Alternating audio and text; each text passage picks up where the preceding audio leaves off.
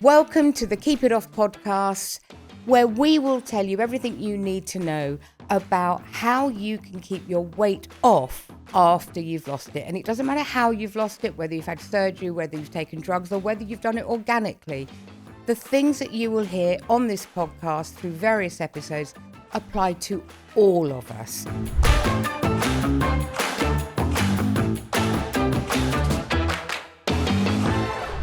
Welcome to this week's episode. I am delighted to have a really good friend of the show on this evening, Mr. Shaw Somers. Hi, Shaw. Thank you for coming back. Hi, Mel. Always good to have another mind journey with you. Yeah, I think what Shaw is referring to the fact is I'm always challenging him. I'm always putting him on the spot, poor thing. But hey, That's great. And let's go where the conversation takes us. Yeah. And today we're actually going to go with the conversations that are driven by our listeners, because they do respond, and I'm really pleased that they do, because we're here to help them. And one of the biggest worries for a lot of people are weight plateaus. There's a lot of panic about the plateau. Now, I personally think that the word gets misused a lot. Okay, I'll tell you why. I think that word gets misused quite a bit, because I believe, from what I've understood, what I've read, what I've studied, is that there is a natural plateau as well as an engineered plateau. And I see the engineered plateau is something that we are doing that has stopped our weight from decreasing or staying where it should be. Whereas I think there must be something going on within our bodies that will cause a natural plateau to our weight loss. Am I talking rubbish? So we all have this regulation system, like a weightostat, where your body knows where it roughly should be in terms of weight, dependent on your metabolism, your appetite, your satiety, stress levels, sleep, all those things that influence what your body thinks your weight should be. And that weight level, your body will try and do things to get you to that level. So either if you're a bit overweight, it'll make you less hungry to come down to that level. If you're below the level, it will make you hungry until you get to that level. And it will also change the other things like your satiety, like your metabolism, to keep you at that level. Now, when that breaks, we end up with people gaining too much weight. Very rarely they lose weight. Like if you develop anorexia, disordered eating, you can lose weight even though your body's desperately trying to put it on, but psychologically you're programmed to want to lose weight. The plateau is your body getting to that stage and going, right, I'm where I want to be. So if you try to lose more weight, your body will do all the things it can to not let you lose any more. So for instance, I'm on GLP-1, I need to lose 3 stone, I've lost 2 stone, I'm happy-ish, but I've got another stone I want to lose, but nothing's happening. I've reached a plateau. Why? Because actually, your body says you're in the right place.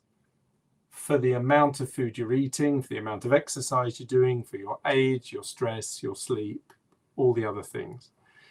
And unless you then change more things, you're not going to go below that plateau that you're at.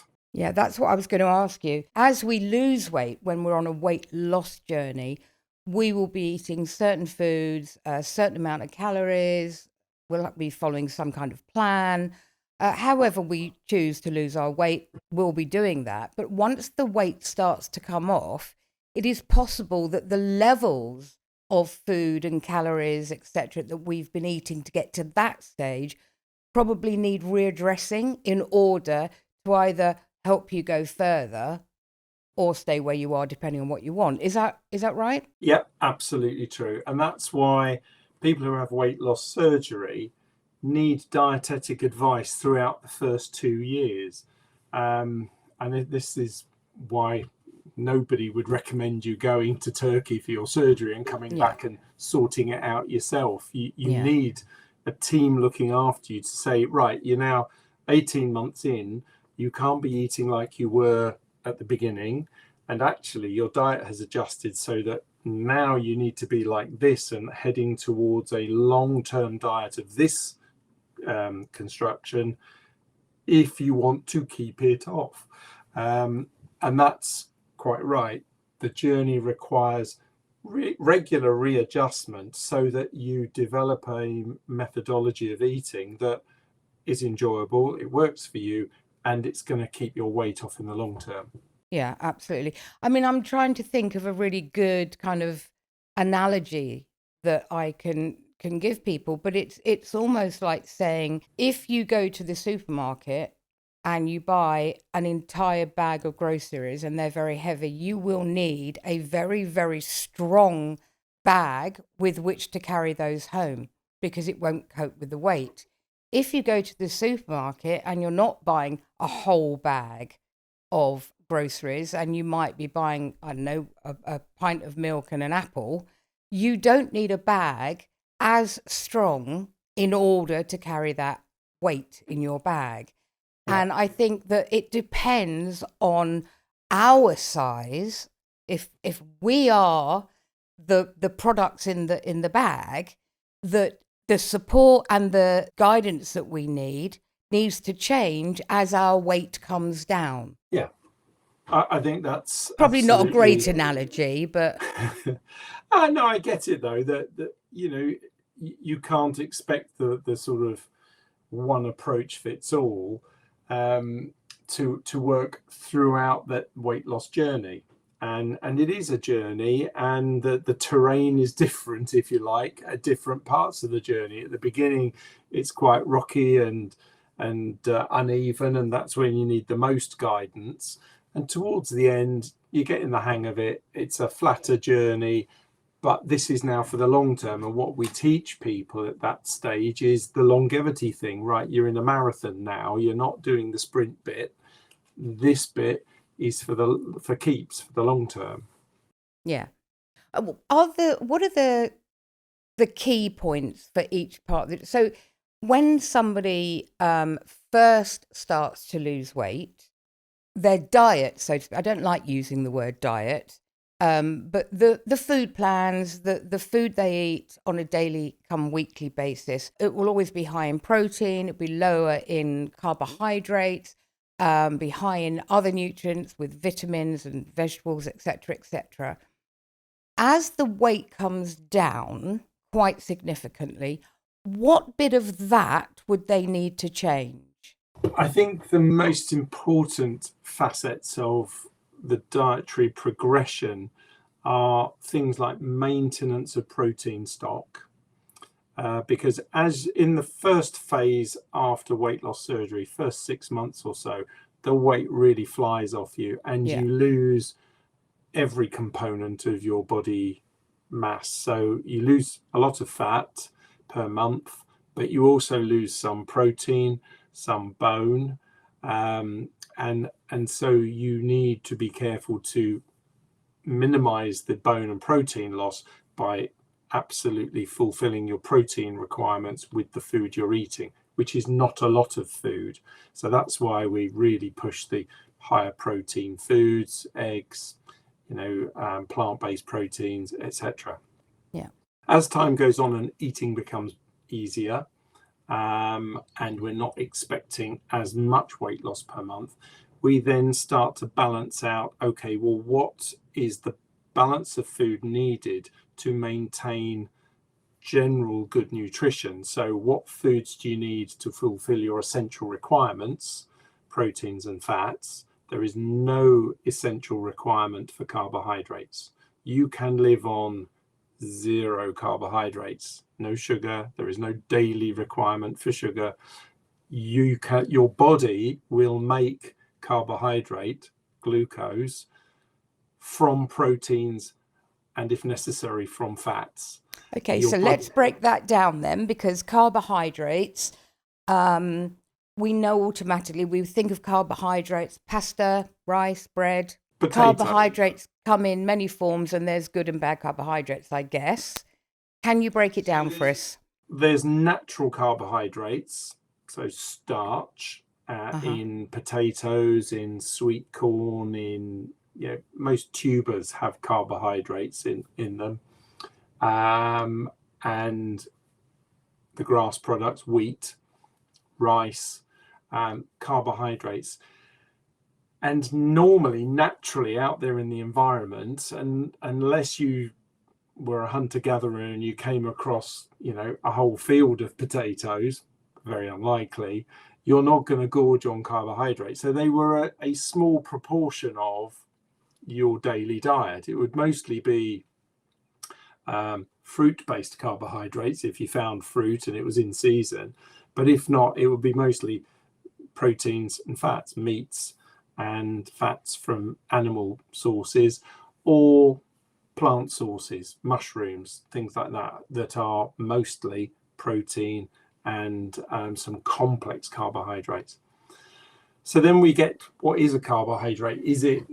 Are they all bad? No, they're not. So natural carbohydrates, like a potato, have carbohydrates and fiber in a very specific form that your body likes. The fibers that come with the carbs, good. If you're going to have carbs, they're the ones to have. Refined carbohydrates like flour-based products, including pasta. Unfortunately, I love it. The more refined sugars, for instance, you take fruits and you squish them up and you extract the juice and then you refine it further to make wine and sugar-based drinks and all that kind of stuff. Bad. Because what you've done then is taken the carbohydrate part of it, the sugar part of it, away from the fiber, which is the bit that your body uses to help regulate how much you eat. Right. So carbs are the bit that we say, okay, you can have some because they're tasty, they're nice, they add a bit of pleasure to food. But if you're going to have them, have a bit of fresh fruit rather than fruit salad that's been dressed with juices or sugar. And similarly, I'd rather you had either a boiled potato or a jacket potato, mashed potato, than something that's been dressed with cream and milk and just processed. Yeah. In that way. And then you get to the really bad carbohydrates with crisps, and stuff, the artisan breads, which are delicious, but it's just your body just doesn't cope with that kind of stuff. Yeah. Whereas things like protein, your body has very good mechanisms for registering what you've had, dealing with it, and digesting it and assimilating it. Fats, likewise. Fats, your body copes with perfectly well. And unfortunately, fats have been made into the villains of the piece, and they're not. Low fat is, in my view, the biggest scam going. Well, you did say that in a previous episode, and I'm going to come on to it in just a second because we did talk about that in a previous episode. Before we move on completely from carbohydrates, I just want to make sure that we've all got it very clear. Carbohydrates are not all bad. And yes, they're tasty. So yeah, we can have some. But in actual fact, we do not need carbohydrates in our diet at all for survival or for regeneration of organs, molecular regeneration, for any other reason. We can live totally without carbohydrates. Is that what you're saying? That was the basis of the Atkins diet. Yeah. He said, look, your body can make carbohydrates. It's a laborious process for the body to do that because it's got to break down the proteins into amino acids, and then it deaminates, takes away parts of the amine bit of the amino acids and builds it back together as glucose. Very clever. But it's hard work, if you like, and it's much easier. But I assume it will be doing that anyway. It's a natural process that it will be doing anyway, regardless of whether we are. So It'll not only if do it. It'll only do it if you don't eat carbohydrates. ah If you're eating carbohydrates, the body goes, nah, I'll eat that stuff instead. okay. And that's the problem. We're now programmed. Your body knows those that taste nice and it's easy. Whereas if I just eat meat and green veg and a bit of Mm, butter but no bread, right. I can live, because your body needs essential amino acids. There are a number of amino acids that if you don't have them, you will not survive. So you can't not eat proteins. You have to eat proteins. This is where fruitarians really struggle, because there are some amino acids you can only get from animal products. And if you Right. don't have them, you will fall to pieces, Yeah. Yeah. literally. Yeah. There are essential fatty acids that you only get in fats. Mm. And if you don't have fats, you're going to run out of essential fatty acids and your body will stop working. Your nerves will stop working, your brain will stop working, and you will fall to pieces. And that will be the end of you. So you have to have proteins, you have to have fats. There are no essential carbohydrates. None at all. Okay, great. Do you remember when you could actually talk to someone who knew your name, understood your business, and gave you advice you could trust? Well, at Simply Insurance Solutions, that is still who we are and how we work. We work with you to assess your current insurance needs and make sure that you have exactly the right cover.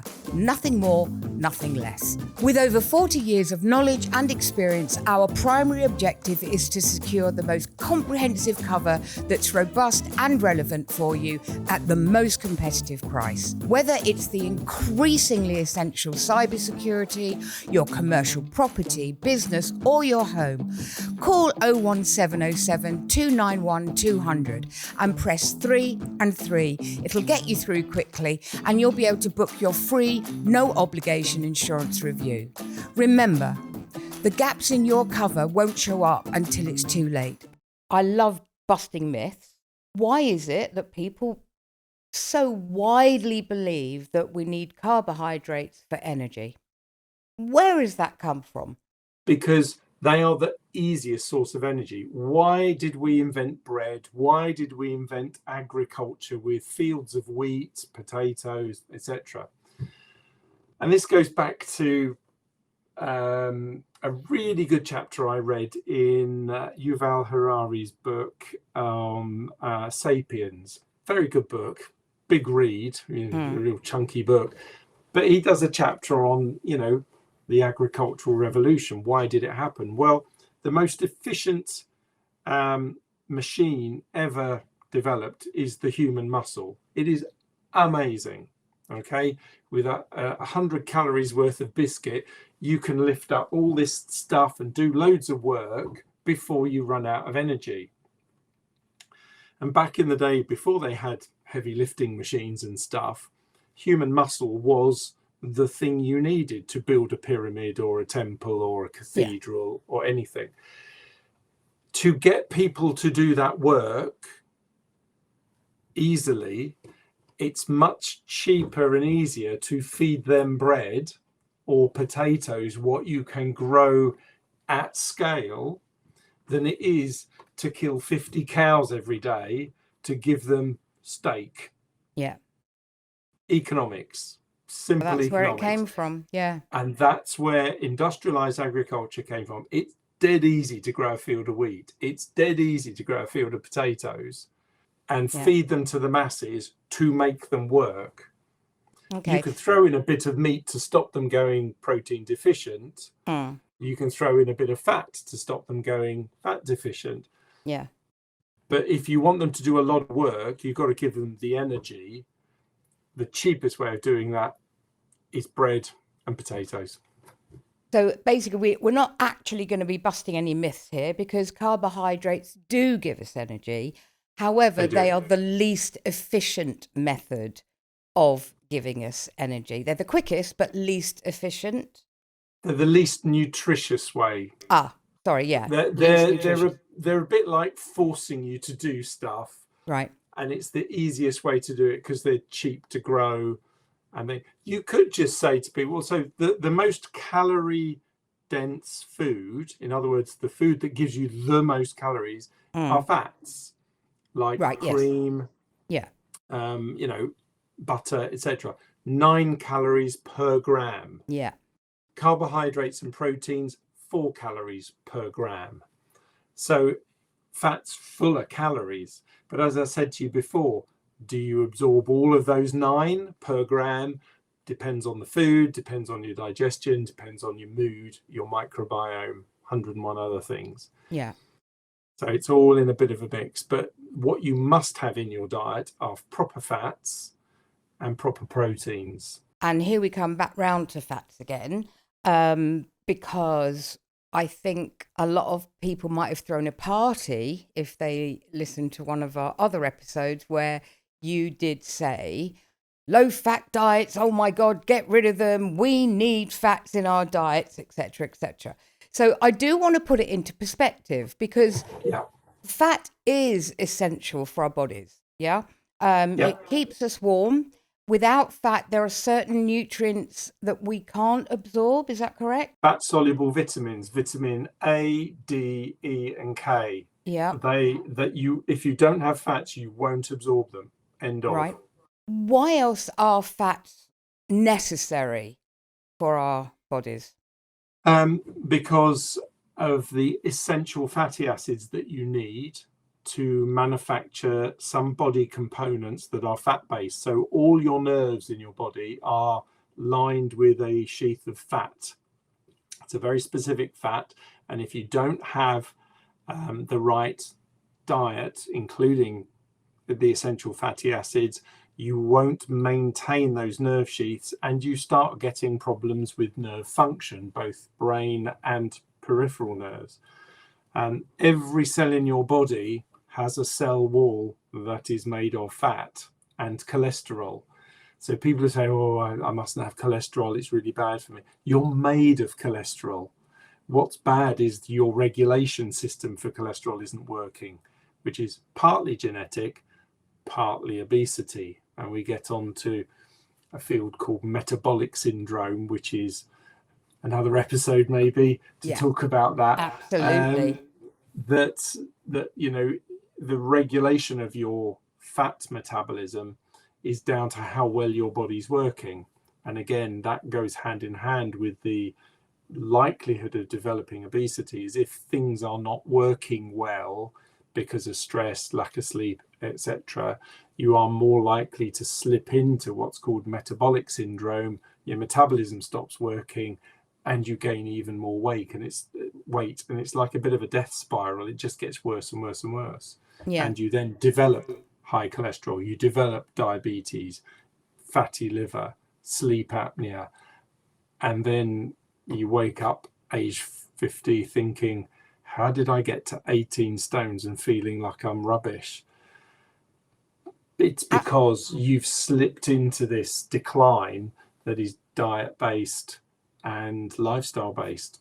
So it's a bit of a misnomer, really, isn't it? It's a bit contradictory to think that we need fats in our diet, we need fat in our bodies, but at the same time, if we don't want to be fat, overweight or obese, we need to cut out certain foods. And the first food that people cut out is normally the fat.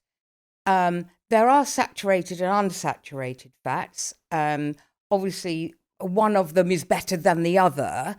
So do we say, let's not cut out any fats, or do we say, let's only cut out saturated fats? The jury's still pondering this one. There was a big movement in the 70s and 80s to victimize fat as the problem. And this came out of a number of studies in the States where they took a whole city and in huge detail looked at people's lifestyles, diets, and they followed them for 10, 20 years and saw what was the outcomes. And they found that the incidence of heart disease was just going through the roof. It was astronomical. And they said, well, it must be something in the diet. And they looked at the highest incidence heart disease, and the characteristic was these people ate a lot of fat and a lot of sugar, and were overweight. And the American Cardiological Associations went, okay, well, we can intervene on these things. We need to get people to lose weight, and we need to cut back sugar and fat consumption. They put their advice to government, and the sugar lobby said, we're not so sure about that. We think it's the fats.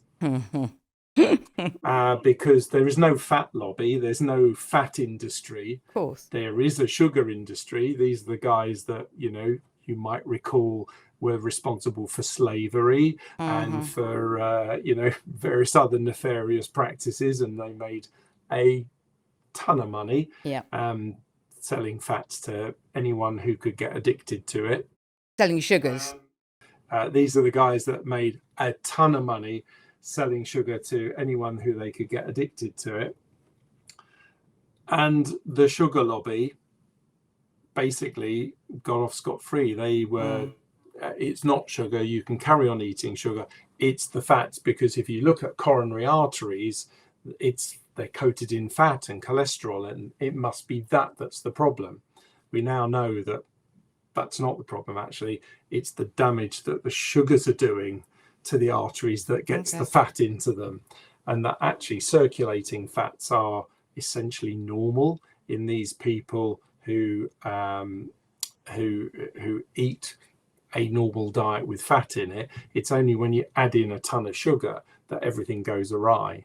And is there a certain level of fat intake that we use as a guide as to what is okay to, I mean, if we talk about protein, we might say, right, you need between 80 and 120 grams of protein. Yeah, so there will be a reasonable amount of fat. I don't know the exact level.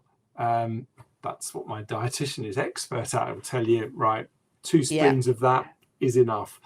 But fat, you find, is one of those substances that if you were to eat it in it just alone, your body quite quickly goes, enough. So if I gave you a slab of butter and say, there you go, it's delicious fresh butter in its natural form, here's a spoon, off you go, you're not going to get very far through that, are you? No, I absolutely agree with you. They can be and but that's your body saying enough of this. It's your body knows it's high calorie. It knows it's got to have some, because we enjoy the taste of fats. If you just have a lean steak, it's okay to a point, and then you go, where's the flavor? I'm having it, but I'm not loving it. But if you have a fatty steak, Wagyu steak, that kind of thing, it's like, this is the business, because fats carry flavor. In all our foods, fats carry flavor. The reason you dress a salad with oil, the fat carries flavor. It's Mel here from the Keep It Off podcast, and first of all, I owe you a massive apology. I promised a really exciting launch to celebrate our 1-year birthday, and it was due to happen on the 6th of April, but as you can see, life got in the way of life in a rather dramatic fashion, landing me in hospital. So many of you tried to sign up, and I'm really sorry that I let you down. So I am now officially going to move the date of that launch to the Whitsun Bank holiday, which is the 25th of May. It really will never be repeated, and it is only going to be available to 200 people. That's it. You're going to be signing up to become a Keto champion, and that will automatically entitle you to 50% off the Keto champion tier for life. That's just $9.99 a month. You will get a lifetime discount off of all our live events, together with priority booking. We're going to hold Keto champion group sessions with me personally to discuss anything and everything you are struggling with, or you just want to ask us. And if in the future you decide you want to change or upgrade your membership, great, because you're still going to benefit from that same 50% discount. But there is more, because Keto is a living, breathing platform that constantly evolves, and we need you there to be involved. So if you're extra quick and you are one of the first 20 to sign up, you will automatically become a member of the Keto Champion Inner Circle. You'll have voting rights on all new products launched by Keto in the future.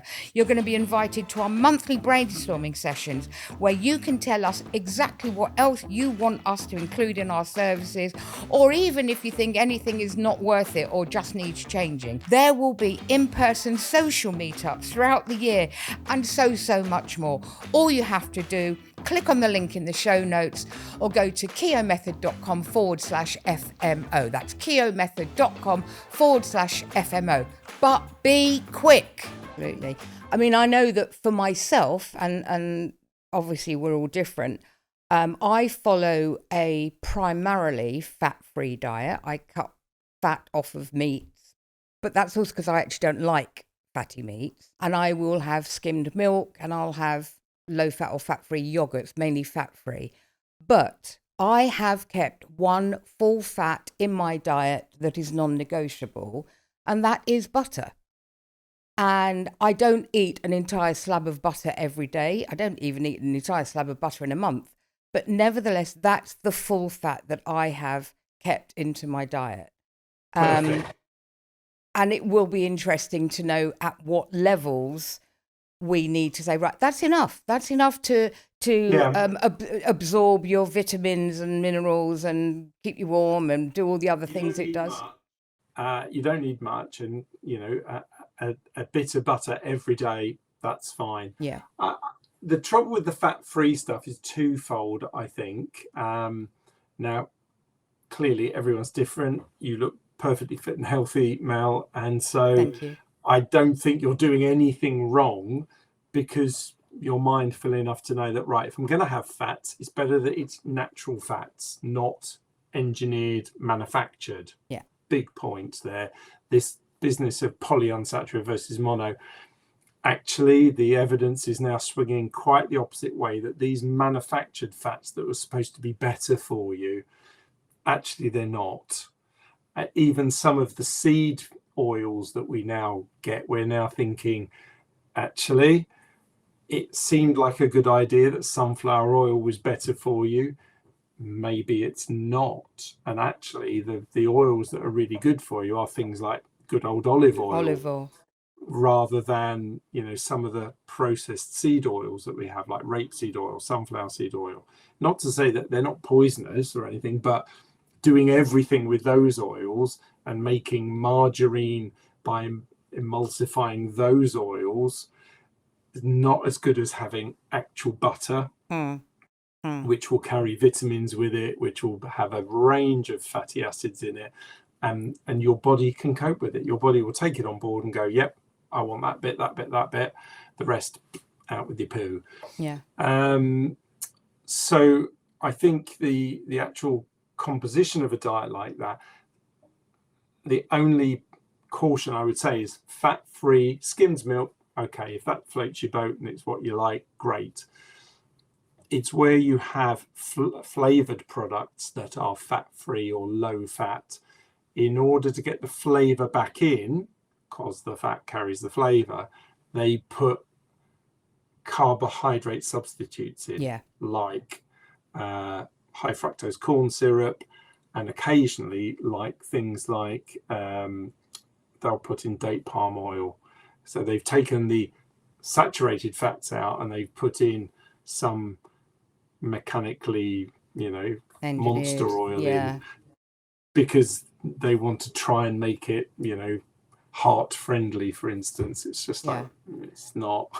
No, I agree with you. I just want to ask another little question about fat, because we've mentioned a couple of times that we need fats in our body to absorb vitamins, certain vitamins. Yeah. Is it enough for someone to say, well, I don't need to eat the fats though, because I am fat? I've already got fat in my body. No, that's not true. You do need fats to carry in the essential fatty acids and the fat-soluble vitamins. Your fat in your body is nowhere near as good as the fat you can eat that Okay. has vitamins and things in it. The fat in your body isn't a store of vitamin A, D, E, or K. It's just a store of energy at that stage. And it's if you like post-processed, you need to get fresh stuff in to actually get the goodness out of it. Yeah. And it would be, to anyone who doesn't know the science, one equals the other. If you eat loads of fat, you're going to put it on here, aren't you? It doesn't work like that. Your body breaks everything down into its constituent parts and only builds body fat when you've eaten too much of one of the three. Yeah.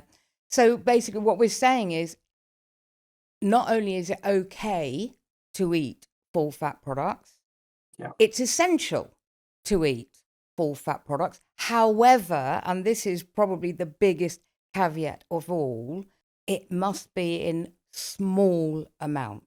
Yeah, I think that's reasonable. No one's going to eat a slab of butter, but things like a slice of belly pork where a lot of it is fat, you can't treat that as the basis for a meal of just having a massive slab of belly pork. That's a lot of fat. Yeah. It will not only have a lot of calories, but you'll find actually that trying to eat more than a couple of slices of it and you're going, that's very fatty. It's not nice. And that's your body's system working correctly, saying enough. A bit like eating, a big slab of steak. You get halfway through it and go, blimey, this is a bit of an ordeal.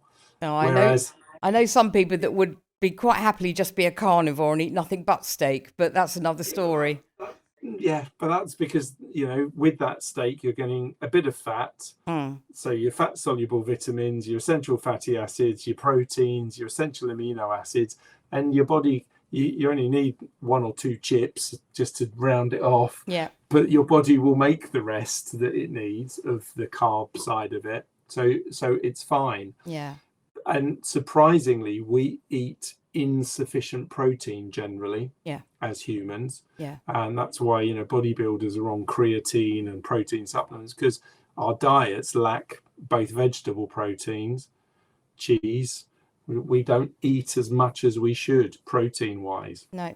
And I mean, I think people, like you say, when it comes to the fat on meats or a slab of butter, it is very difficult for us to overeat that stuff because our bodies say, okay, like that's enough of, I don't want any more. Your taste receptors just go, what are you doing? Yeah. But there are people that will pour lashings of double cream over a dessert, or they'll cook with a lot of cream and products like that. That's where it gets quite dangerous because... And that's because the combination of sugar and fat, carbohydrates and fat, lights up your addiction center like you wouldn't believe. Yeah. And those are the things. So if you're going to engineer the most addictive food products, you have a combination of carbohydrate, fat, and umami as well. And there is a type of potato substitute snack that comes in a tube that has been specifically engineered to be the perfect ratio of carbohydrate, fats, and salt, that it's just irresistible. You can't have one or two. You just keep eating them, and it's it's like potato crisps. It's very difficult to eat a few out of a packet and leave it because you've got to have more. So it's either sweet and fat, so cream on a dessert, chocolate is fats and sugar, or it's a mixture of savory carbohydrates, fats, and umami, salt, where you're switching on all the taste receptors and your brain's going, give me more. Yeah. And that's what carbohydrates do. They just make you want more. Yeah. And this, again, another great episode because we're covering stuff that people have asking me all the time. every time we raise an issue, people will ask a question about, give me more information. Why does it do that? Why can't I do this? What we're saying here today, everybody, is we're not giving you carte blanche to go out and eat tons and tons of fats. We're not saying it is impossible to only eat 1 or 2 crisps. What we're saying is we understand the mechanisms involved in why it is so hard to resist this level of temptation, but it is doable. I can promise you faithfully that it's doable because I am able to leave a bag of crisps with only having 1 or 2 crisps. I very rarely eat the biscuits, but if I do, it's only 1. Now, I'm not telling you that because I'm superhuman. I've had to work for 20 odd years to get to the stage that I'm at now. And with the information that Shaw gives you and the work that I have done, we can help you lose more weight if you want to, and more importantly, keep it off for life and live your best life. Let me help you. Let us help you to live the best life you can for as long as you can. We're here. I hope you've enjoyed today's episode. We certainly have. As always, Shaw's details are in the show notes, as are mine. Reach out to us. Let us know what your questions are. Let us know what you want more information on. And if you want to share your story, come and tell us about it. If you're struggling with a particular issue, let us help you. If you don't ask, you don't get. I hope you enjoyed today's episode, and I look forward to seeing you next time.